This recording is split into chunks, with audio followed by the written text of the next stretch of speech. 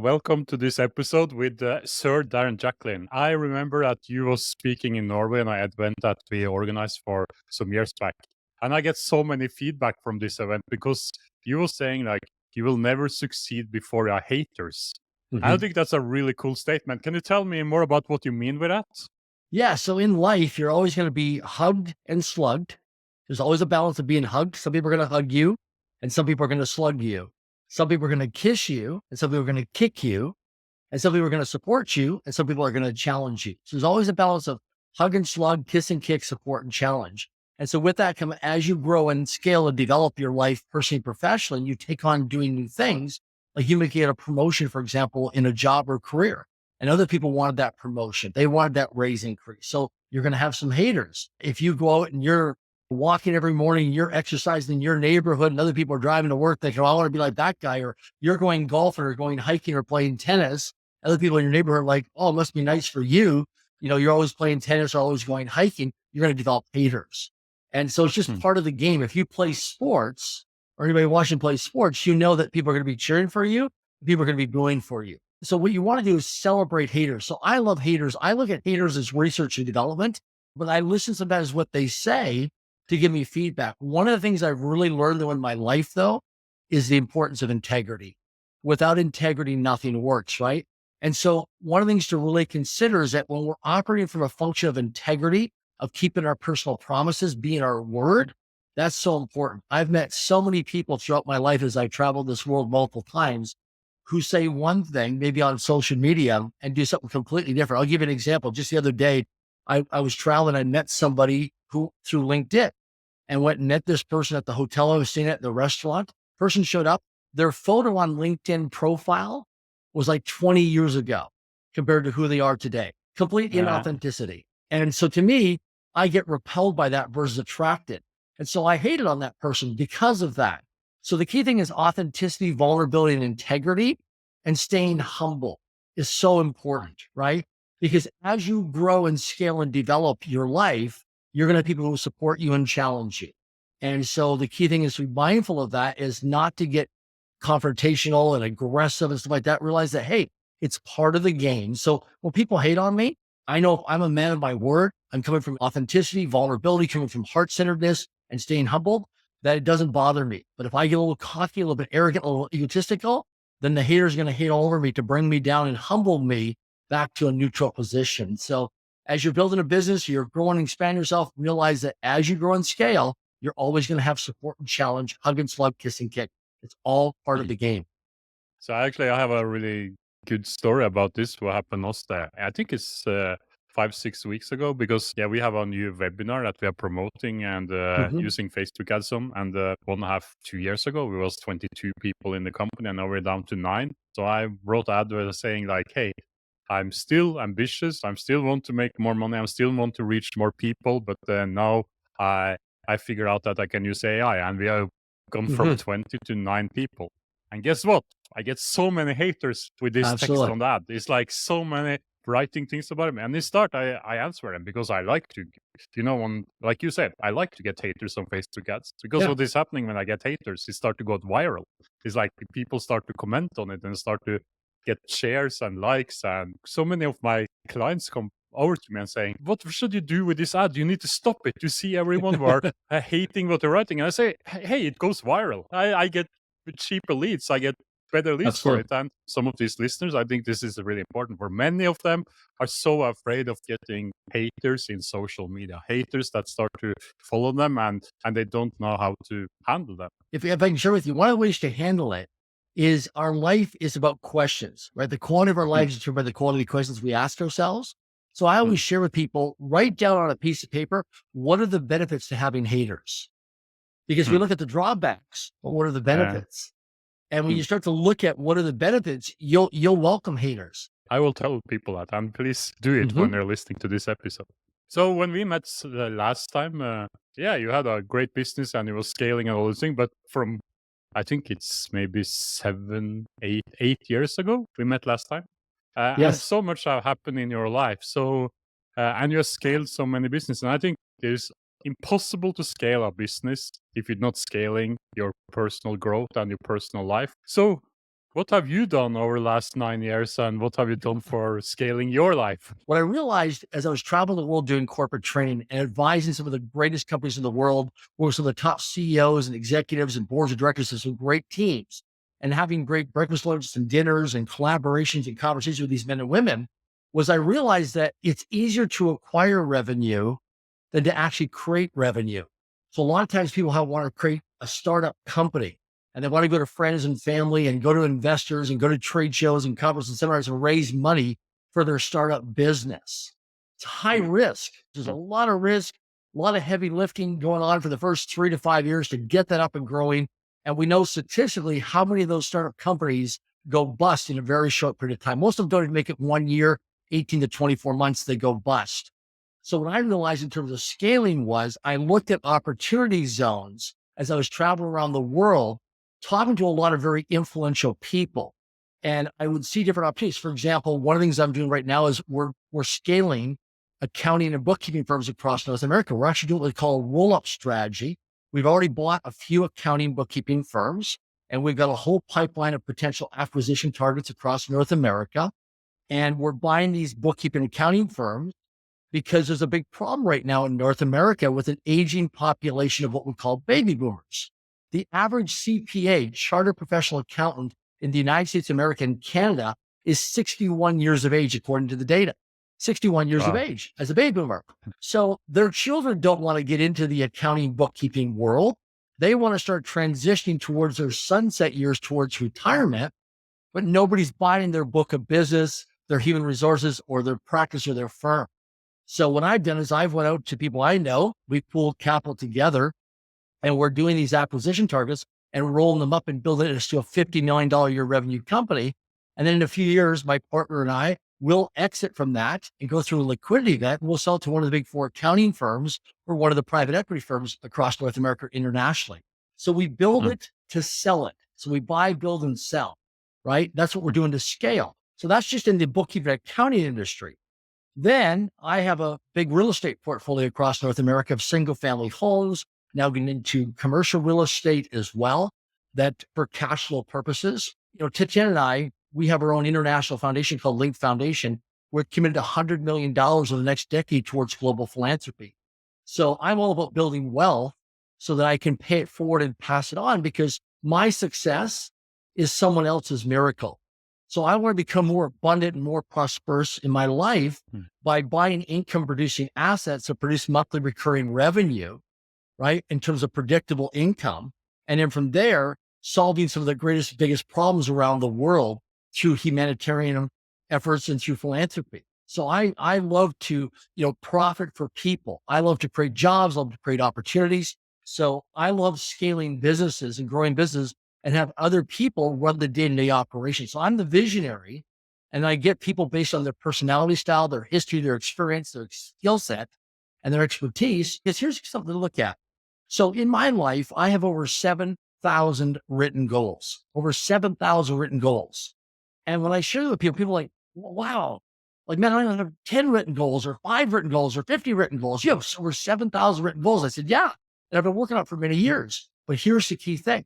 Most of my goals and dreams do not require my actions. Think about that for a moment. Most of your goals and dreams do not require your actions. What it requires is creating teams and teamwork, so that you go from working in the business or working in the businesses to working on the businesses. Otherwise, you just create or buy yourself a job. And I don't want a job. I want freedom in my life. I want to be able to go wherever I want, whenever I want, however I want. So scaling life, which I love what you have as this podcast, is really about, a lot of people today want to get into business for themselves. They want to take the startup route, but yet there's so many operating businesses out there right now that have been around for 3 or 4 or 5 or 10 or 20, 30 years, where the owner is exhausted, him or her. They're tired. They're going through a divorce. They have a medical challenge. They're done. They want to retire. And so there's so many opportunities of off-market businesses that are for sale, because a lot of the businesses that you see on the internet today that are being listed and advertised for sale, well, there's so many other businesses. If you just went out there and knocked on some doors or went to some trade shows or some conferences or Rotary clubs or Chamber of Commerce or Women in Business and started having a network of conversations. I talk about my international book, Until I Become. I talk about that all we are is a network of conversations, and opportunities live inside the conversations. So if you're not getting the opportunities that you want, I recommend that you just start going out there and having conversations either online or in person. But the drawback to online is a lot of people are hiding behind the keyboard on the computer, and you got to do your discovery. You got to go through your discovery process and your due diligence, because there's a lot of fake people out there. I've met so many people in my lifetime that when you get out there and you start going through the discovery process, asking questions through the discovery process, and then you do a deeper dive into the due diligence, that people exaggerate things, they embellish things, they make up stuff. So you really got to do your homework. And that's where it comes with a really smart, educated, talented team of people that have got your back, that supports you, that can see things from all angles. Because as human beings, we all have blind spots. And that's why there's a strength in numbers and a strength in teams. And that's one of my big successes today in my life in terms of growing and scaling since you and I met last time in Oslo, Norway, was that I was all by myself traveling the world doing corporate training seminars as a solo person, but I didn't have a team. Now you look at me, I've got teams of people that are working with me all over the world, virtually and in person. And my life has just gone to a whole new level, financially, prosperous wise, success wise, in so many ways, because most of my goals and dreams don't require my actions. It's all about creating teams. So since we've met, I've been knighted by the Royal Family of Spain, the Royal Order of Cappadocia. I became a Sir Darren Jacklin in 2022. I've been to NASDAQ 3 times in New York City to ring the closing bell at NASDAQ. I served on the board of directors for a decade of EXP World Holdings from 2013 to 2023. Helped take that company from a startup as a team member to 85,000 licensed real estate agents in 24 countries on 4 continents. I helped take another company, an artificial intelligence company, from startup to being publicly traded on the Cboe Stock Exchange in Chicago. So I've had some pretty big wins in my life. And, at 51 years of age, I feel like I'm just getting started. 2 years ago, I took my health to a whole new level because I used to be a sugarholic and a food addict and eating a lot of fat food or fast food while I was traveling so much. So I really dialed up my health, fitness, and nutrition the last 2 years. I did Mount Kilimanjaro last year in Tanzania, East Africa at 19,340 feet. And right now I'm training for January 2025 to summit Mount Vinson in Antarctica. And now with our foundation, we're going to build 100 schools around the world for global philanthropy through Link Foundation.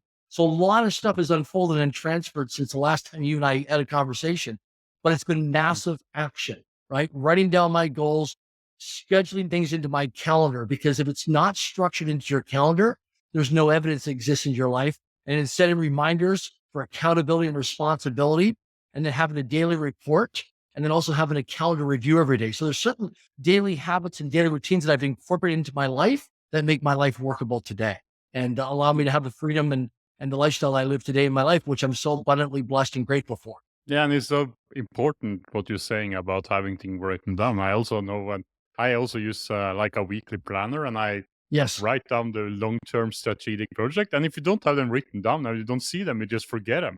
And I think this absolutely. is so Yeah, important that you have the big goals and you have all these things that you're thinking about, because it's also driving in the right direction. I guess you know him, Dan Sullivan, like a mentor for some yes. years, and he has Dan's out of Toronto, Canada. Yes, he has the book called Who Not How, and it looks like it's kind of that mentality that I implemented in your life. You're not looking for, because I think a lot of entrepreneurs are thinking, how can I make this happen, instead of who can help me with that. absolutely, And for sure. what you are talking about is more the mindset about who. And many of the listeners here, they are thinking like, oh, I want to scale, because they are selling online courses or online coaching program, many of them have a really good business, but they want to scale. So when I'm listening to you, I get these thoughts about, so instead of trying to scale to a new market, for example, in a new language or whatever, is it better to look at a competitor in another language and try to buy that business? Well, first of all, the key thing is what I do is I watch and observe people, right? So one of the things I do is I go hiking every day now. I'm obsessed with hiking. And, we do millions of dollars of business deals out hiking. And people say, well, why would you go hiking? Well, because here's the thing about hiking. If you and I go play pickleball or we go golfing or play tennis or racquetball, that's great. But I don't get to know you at a deep level. If I take you out hiking into the wilderness, you have to trust me. So what we do is we compress time. So if you and I meet at a seminar or a conference and I want to get to know you, like for example, next week I'm in Tampa, Florida, and I'm going to a big event. And I've already reached out to some participants in that program to go for walks before the event starts in the morning. We're going walking around the city, going to do a few miles. Now, some of these people I don't even know. I just know they're attendees going, and I put out a request on one of the bulletin boards to see if people want to join me. The key thing is now I get a chance to spend one-on-one time building relationship equity. So people get to know me, like me, and trust me. So I become relational versus transactional. See, a lot of people today on the internet are transactional. They're not relational. It's all transactional. So I'm about the long game, building long-term relationships. So what I do is I go hiking. When I take people out hiking, now some people say, I'm not interested in hiking. But here's the key thing. Do some physical exercise with somebody. Because if you go meet in a coffee shop, it's great. But if you do something physical together as a physical exercise, you bond together. It creates different chemicals in your body. When you're moving your body, right? People that are first responders or people that are military or people that play sports, they bond together as a team. People that are in college universities that have that alumni, they're like, yeah, man, we played hockey, we played football, So the thing is that you want to build relationships. So what I do is through the networking community of hiking, people get a chance to trust me because I'm taking them out in the wilderness because they're thinking, oh my gosh, is there wild animals out there? Then the guard comes down, then the authenticity ball really comes out. And then what I do is I make requests. So like I talk about in this book, like this is Until I Become, my book I created that went global. In this book, I talk about the importance of making requests. For every question that we don't ask, the answer is always no. So when you make a request, people only do one of three things. Step number one is they'll accept the request. Step number two is they'll decline the request. Or step number three is they'll counteroffer the request. So the key thing is you want to take on looking at how many requests I'm going to make this week. Okay. Who do I need to have a conversation this week that can help move my life forward, help move my business forward, help me expand internationally? So I'm always playing games with myself, looking at ways that I can grow and scale. So I ask people that are out hiking with me or people I'm walking with or collaborating with, hey, who do you know that's in Vietnam? Who do you know that's this type of person? I want to expand my business internationally. So I'll give you an example. We're doing a hiking fundraiser coming up in a few months here in Vancouver, Canada, through Link Foundation. And people go to hikingfundraiser.com. And my focus over the next 5 years is to grow and scale this into multiple cities in multiple countries all over the world. So we're working with people on their mental health. We're working with people on their longevity, their vitality, their energy, connection, community. We're bringing people out into nature, and people are having an incredible experience while being out in nature. We'll support a great cause. And so you take a hike, you build a school. So one of the ways to grow and scale this is leveraging celebrities.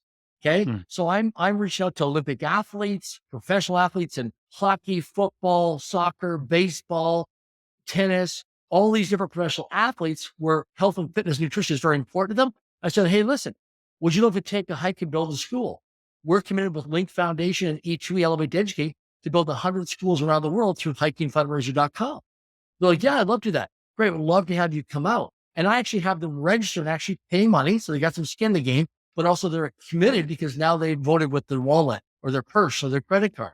And I've got celebrities, I've got top CEOs, executives, high net worth, ultra high net worth people that come out to take a hike and build a school through hikingfundraiser.com.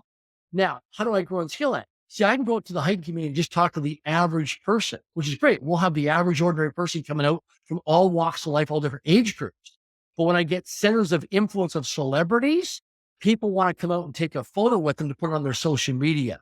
People want to come out and collaborate and network. Some of our high net worth and ultra high net worth investors, they're looking to allocate and deploy capital into businesses. So now you got somebody who's got a business that's looking to raise money. And now for the next few hours, you're going to spend on a hiking trail, networking with a decision maker who can write you a check.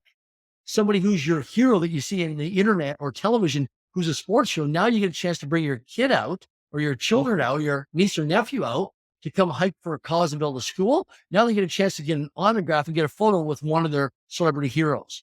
People that want to say, hey man, I want to have $1 billion company. I want to have a company worth $100 million. Well, now you can network with CEOs that you normally would never get access to because of the gatekeepers. Because here's the thing to look at.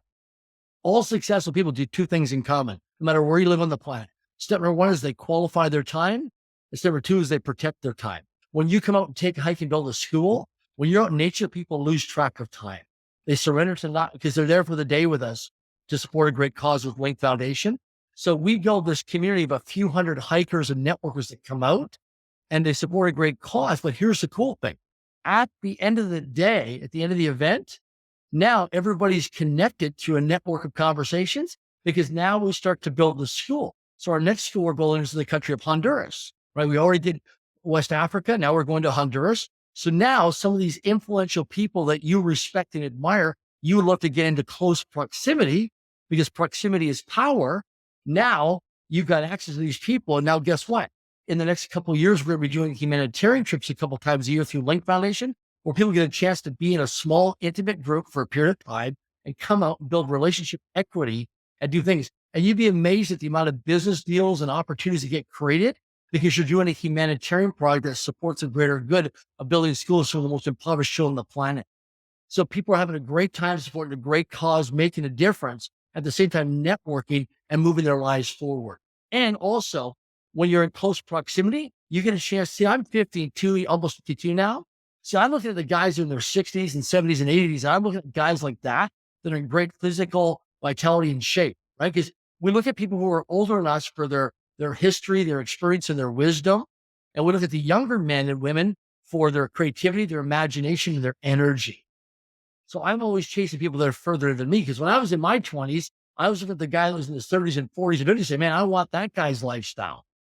So when you come out to hiking fundraiser and you hike build a school, the cool thing is you get a chance to be around people. So you get a chance to touch your dreams of how you want to live your life. Because like, man, I want to be like that guy. I want to be like that woman. I want to be a father or mother like that. So I like creating environments where people get a chance to be part of that community and culture, where they get a chance to touch their dreams in terms of dream building, but also be in the environment. Because if you're not succeeding or winning, the thing is you get around people who are succeeding and winning because then a knowledge transfer takes part and also energy transfer parts. Because you might be financially broke right now or not winning as an entrepreneur, or things are not going your way. You had some adversities and challenges, setbacks, which I've had in my life. But when you get around people who are supporting a great cause and winning, that energy rubs off on you and it raises you up and your vibration up that you feel like, oh my gosh, people can relate to me. This is my tribe. This is my vibe. These people are just like me. Oh my gosh, I can get back up. I can go at it again. I can go out there and succeed. So it's very important because a lot of entrepreneurs do life by themselves, right? A lot of us are lone rangers. I'm guilty. I did that for many years of my life, but now there's a strength in supporting teams and getting around the right environments of people that have got your back that will support you. So important. I think many are struggling with this thing, like they are in a spot where they have a business and they're almost alone or maybe a small team. They are so good in something, so the ego is driven, so they can't find someone in the company that can replace them because they're afraid of doing it. So you went maybe from that mindset that you think like no one can do corporate training from me, then it's talking about how you can leverage on other people.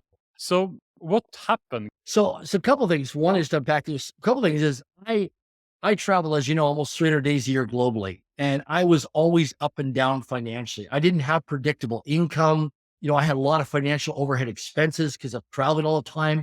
I would pay for my travel up front. They get reimbursed 30, 60, 90 days from some of these big corporations. So I had to carry it on my credit cards, which is, sometimes hundreds of thousands of dollars. And some scary nights, scary days, man. Times I'd go into hotels and thinking my credit card's going to decline.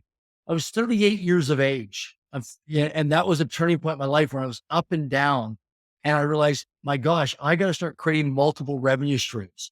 The average millionaire in North America has 7 revenue streams of income, whether it's active or passive. They have 7 revenue streams. And I realized that I was always trading time for money if I wasn't doing a corporate training seminar and traveling somewhere and speaking in front of a different audience, training them, I wasn't getting paid. I'll share an interesting story with you. Years ago, I got invited to a mastermind group. And I went out and there was all these successful men and women in this room that were kind of like a YPO, Young Presidents Organization. They're all highly successful, accomplished people. I was earning $200 a day plus my travel expenses at a per diem doing corporate training services. This is my early days. Okay. And I was making 400 cold calls a day, 2,000 cold calls a week out of the telephone books. Okay. Now I got trained on how to make all those cold calls because I used to be a telemarketer for a big national magazine here in Canada. Okay, and I used to make 400 cold calls a day, 2,000 cold calls a week, calling across Canada between 5 and 9 p.m. Monday to Friday, selling magazine subscriptions. So after 7 months of selling magazine subscriptions to a telemarketing firm, my boss said to me, Darren, this is a dead end road. You should go out and create a corporate training business. So I'm a couple of years in my corporate training business. Now, full disclosure, because I'm all about integrity and authenticity. The first 10 years of my corporate training business, I only had one suit. It was my high school graduation suit that my parents bought me for my high school, because that's all I could financially afford. I wore the same suit for the first 10 years. Now, what's interesting is that we didn't have social media back then. This is back in the 1990s when I started doing corporate training, right? But if you would have followed me, if I would have been documenting my travel on social media, if we would have had it back then, you would have saw the same suit for 10 years, almost 300 days a year that I wore. So I go to this mastermind one day and I walk in as a guest, really uncomfortable, don't want to be there because I'm not making money. I'm not getting paid. See, if I'm not making phone calls and dollar for dollars and closing deals, I'm not getting paid because I'm not booking corporate training speaking seminar opportunities, right? So to me, this is a shiny object, it's a distraction. So I'm in this room for a couple hours, pissed off, upset that I'm in this room. I shouldn't be here. But I said yes to a friend of mine. Okay, fine. I've invited him out to things. I'm returning the favor back to him. So anyways, we get to about the final hour of this mastermind group, and they do a thing called the hot seat, Peter. And they take one of the entrepreneurs in the room who's dealing with a problem or a challenge, personally or professionally, and they go up to the front of the room. They're voted on. They vote on who's going to sit in the hot seat. And then they pick you apart. They give you constructive feedback. They coach you, mentor you, they challenge you. So anyways, the group, they're looking at different people, entrepreneurs in the room that are members of this mastermind. I'm just a guest. And they turn to me and they go, Darren Jacklin, you go to the hot seat. And I'm like, no, absolutely no. And he's like, you're on the hot seat. I said, no, I'm just a guest. Listen, you got people in this room that have much bigger challenges and problems than me. I decline your request. Sorry. No. So I get into this argument with this guy who's the facilitator. And he said, Darren, listen, are you going to keep arguing for your limitations? You're going to get to the front of the room and sit in the hot seat. I said, no. He goes, if you don't say yes, I'm going to come get you and bring it in front of the room. I said, no, I'm not coming. Not negotiable. No, I'm not coming. So anyways, finally, the group, leverages themselves and they get pressure on me. And I finally cave in. I go to the front of the room. So guy says to me, he says, what do you do for a living? I said, I'm a corporate trainer. How much money do you make a day? I said, $200 plus travel expenses. He goes, so you're here in British Columbia, Canada. If you had to be in New York City for a corporate speaking engagement, would you fly from Vancouver, Canada to New York City for $200 US? Yep. He goes, so you're going to take a day of travel with time zone differences and airport connections to fly from Vancouver, British Columbia, Canada to New York City, fly all the way across North America, then spend hours preparation, then the flight there, hotel, and then flight back. So you're going to take 3 days of your life plus all the preparation for $200. And I said, yeah. He goes, that's ridiculous, man. He goes, you're going nowhere fast. He goes, you're going to be freaking broke the rest of your life. And I'm like, oh my gosh, like that just stings, right? But it's true. So they start asking me all these questions in this hot seat. I'm really uncomfortable. I'm sweating. I'm shaking. I don't want to be in the front room. I'm embarrassed. And the guy goes to me, he says, Darren, are you open to a challenge? And I'm like, man, I'm an entrepreneur. Bring it on. What's the challenge? He goes, how many phone calls do you make a day?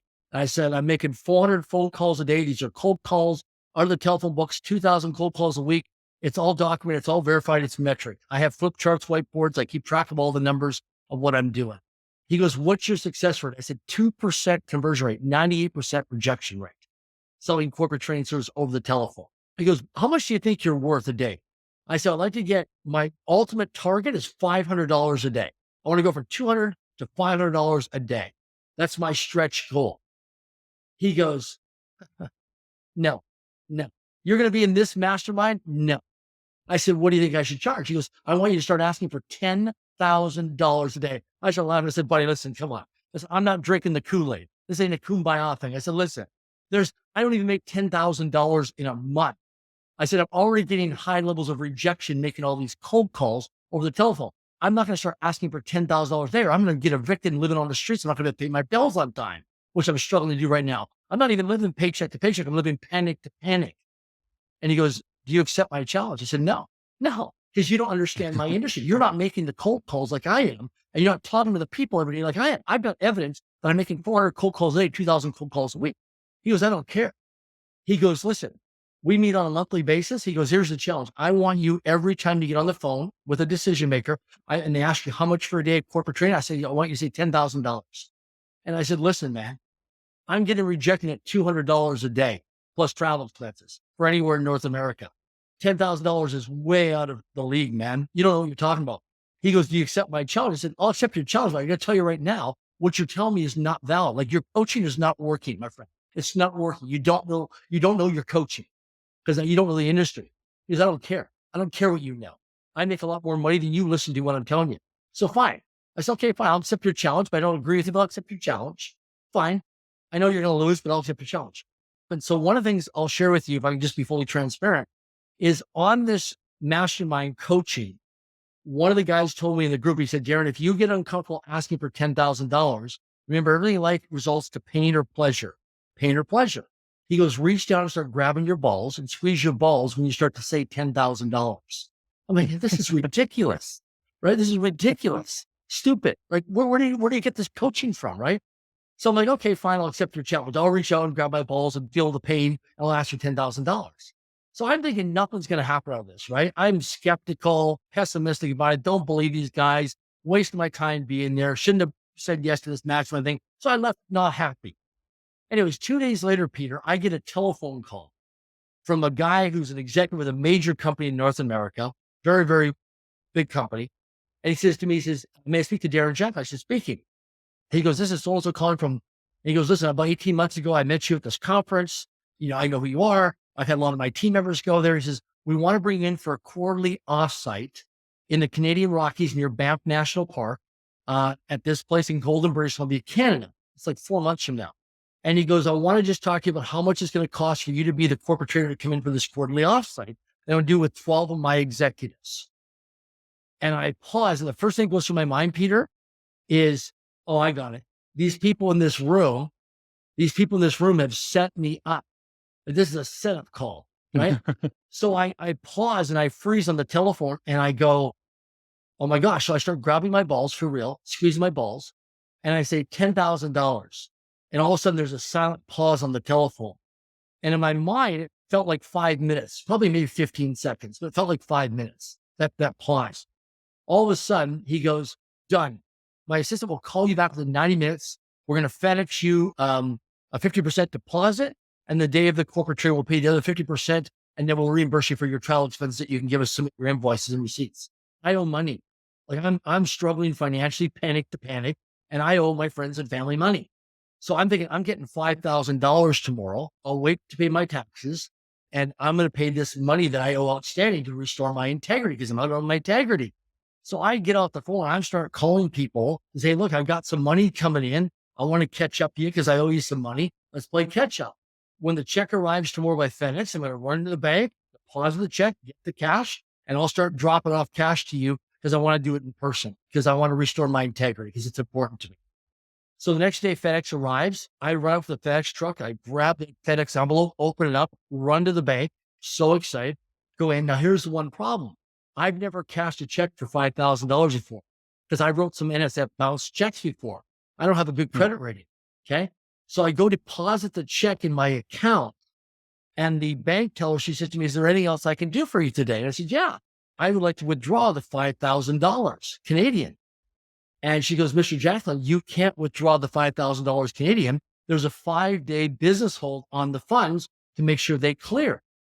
I'm like, I can't wait 5 business days. That's like 7 days. I need the cash today.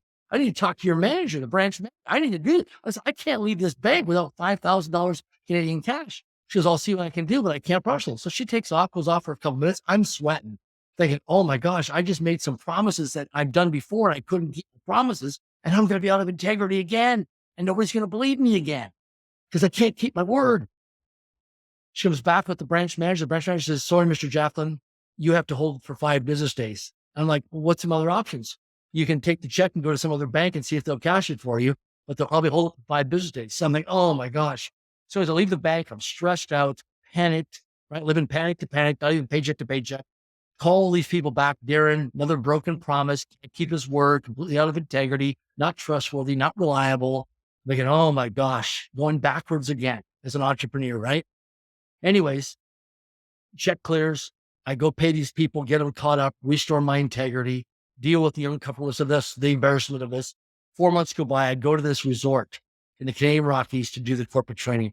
Do a phenomenal day, like gold medal day for me. Like I was on, I was so in the zone. At the end of the day, the people fill out the evaluation forms and then they're going whitewater rafting. The executives, the 12 of them. So this guy, he says, I need to talk to you. He's got his pack of cigarettes here, his player cigarettes. And he goes, I need to talk to you. He's a real redneck. And he goes, you and I are going to go for a walk down the riverbank. And this is where the life lessons, this is where it all unfolds. We walk into the riverbank and he's got his cigarettes here and he's got his $5,000 check behind him that I need because I owe money. He said to me, he says, I'm going to ask you a question. 4 months ago, when I called you on the telephone, I asked you how much for a day of corporate training. Why did you tell me $10,000? Now, Peter, I am freaking scared. Like in a crap my pants. I am freaking terrified because if he wants a refund, I don't got the money. Like I can't pay. I've already spent the $5,000 before, and the money right now it's in that envelope is already spent for taxes and bills and playing catch up with people. Like it's gone. The 10 grand's gone. And I'm scared. So I'm nice and calm. I'm like, okay, breathe. And I'm thinking, oh my gosh. And so I said to him, I said, you know what? I prepared well for this corporate training seminar. I focused. I'm here to deliver results, practical results. He looks at me and goes, I got to give you some feedback. He goes, the next time somebody asks you how much for what you're worth and how much your product or your services, you don't start negotiating with yourself and say $10,000, whatever your number is. He goes, you asked me what my budget is and what I'm willing to pay you for it. I'm like, okay, where are we going with this? Right? I'm a little confused. Where are we going with this? And he goes, you know, Darren, he reaches into his pocket, takes out the envelope with $5,000 Canadian. He hands it to me. He goes, you know, Darren, I was willing to pay you $25,000 for the day plus first class travel expenses, but you only asked for $10,000. And I would have paid you 15 grand more because you're worth it. Because you make me a lot of money with your corporate training seminars. Here's your $5,000. Let's go back to camp and grab something to eat. I hope you learned something today. And what I realized in that moment was that people believe in more than me than I believe in myself. I didn't know my value. I didn't know my worth. And that day transformed my life where when I started doing corporate training seminars, I started asking for $25,000 a day. And I got to $40,000 a day corporate training seminars. And people didn't even, like 25 grand, okay, done. I asked a company just recently to work with them. I asked for a signing bonus to come on and they gave me $100,000 signing bonus. And it was done in like 10 seconds. And I think to myself, do you know how many days I had to travel on the road to do corporate training seminars to make $100,000? And I did it in less than 30 seconds just by making a request and asking for it. Because I've got the value. Like it just because my self-worth increased. So I hope people that are listening to this realizing that people believe in you. You never realize because we're always scared to ask, well, this is what I want for my product or my service, or you're a coach or you're selling online products. Like, are people going to pay for this? And you'd be surprised if I would have asked for it. Can you imagine if I would have told this guy, I wouldn't have went to this mastermind 2 days earlier and got the feedback and the coaching, which I was totally resistant, uncoachable to. And I would have answered that phone 2 days later and said, yeah, it's $200 a day. He would have hung up the phone. Because I'm not putting a guy worth $200 a day in front of my people who I'm willing to pay 25 grand for. Not going to happen. And what I found out a few months later was $10,000 was his minimum that he was going to pay. I started to think like an entrepreneur. When I get something that I resist, I should try it out. Instead of like you almost say no to it when someone told you to raise your price. And I want to tell a story similar from my other perspective, because in 2010, I went to Business Master with Tony Robbins, and I had a computer company, and I decided I want to bring personal development to Scandinavia and also speakers. So I went to this Business Mastery, and I used Business Mastery to design my new business with all the things that I was going to do. And it come a speaker up there. Maybe you know him. His name is Scott Flansburgh. He's called the Human Calculator. So he come up on the stage, and this was a business event. But he just blew my mind because he was talking about math and how we can turn our inner calculator. And for me, he was the biggest speaker there because it was so wow what he did. He just showed how you can use your brain to calculate big math thing. After his speech, I ran over to him and I said like, hey, I want you to Norway.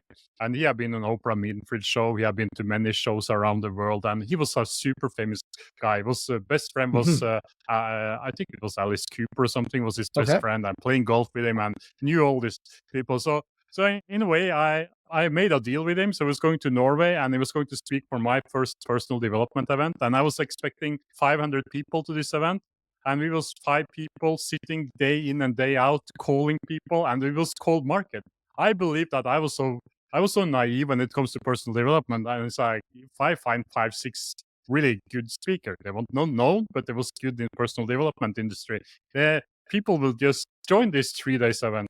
And I remember 2, 3 weeks before the event, we have 73 people signed up, and it looks like I was going to lose $100,000. And I didn't have the money to pay the flight ticket for them. I didn't have the money for anything. And I was like, there, what should I do?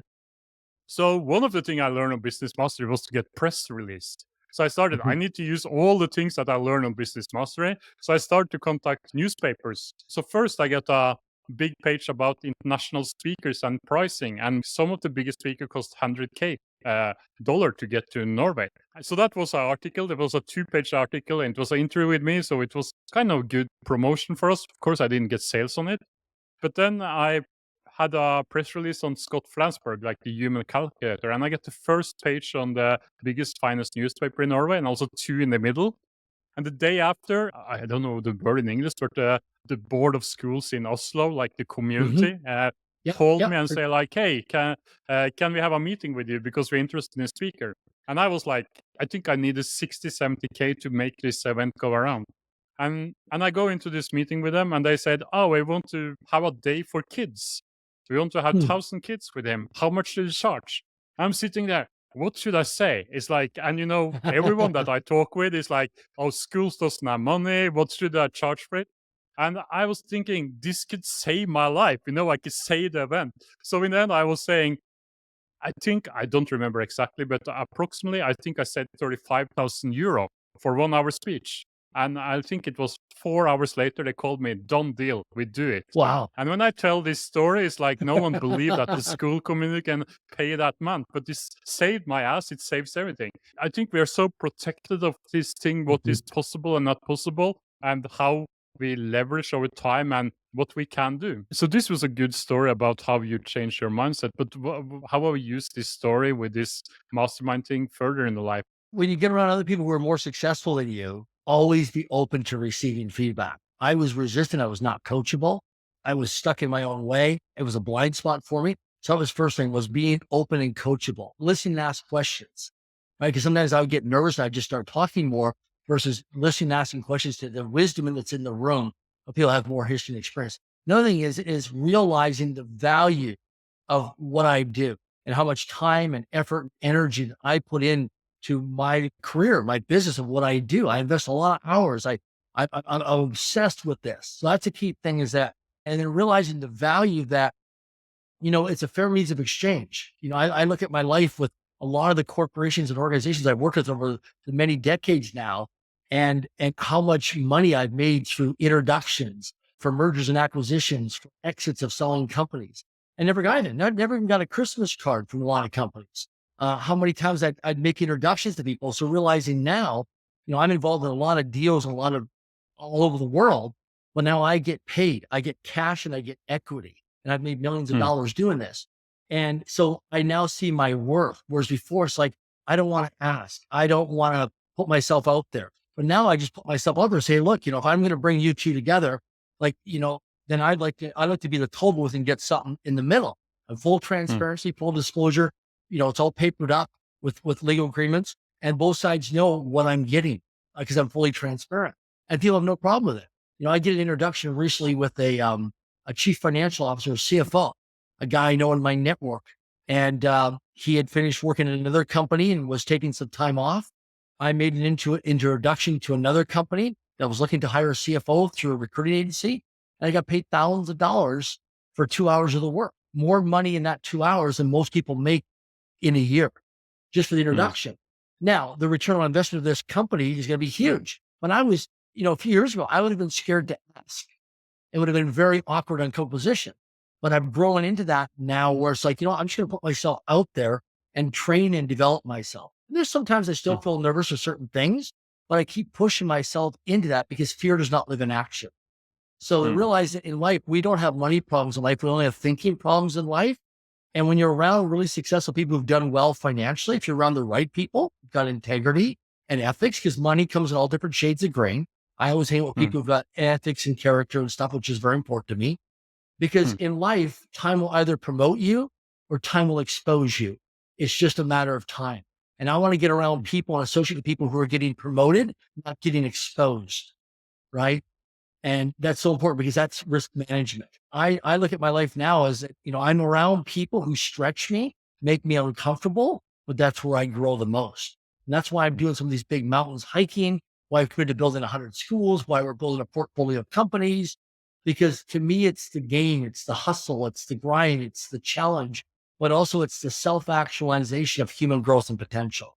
Because I look at my life as I get into my later years, I want to look back and say, I have no regrets. And I played and lived the life full out, right? I took this meat suit, this human body, and man, I would do a lot of incredible things with it. And I served a lot of people and made a huge contribution to the world. Because that's what enriches my life, Peter. That's where I get so much joy and fulfillment, is being of service and contribution and love and generosity to other people. I just get so much enrichment and joy out of that. I am inspired, and thank you so much, Darren, for having time for this My podcast. pleasure. I think you will inspire a lot of entrepreneurs in Europe with this interview. So thank you so much. Thank you so much for listening to this episode. To dig deeper, visit awesome.com/scalinglife. That's AWESM.com/scalinglife.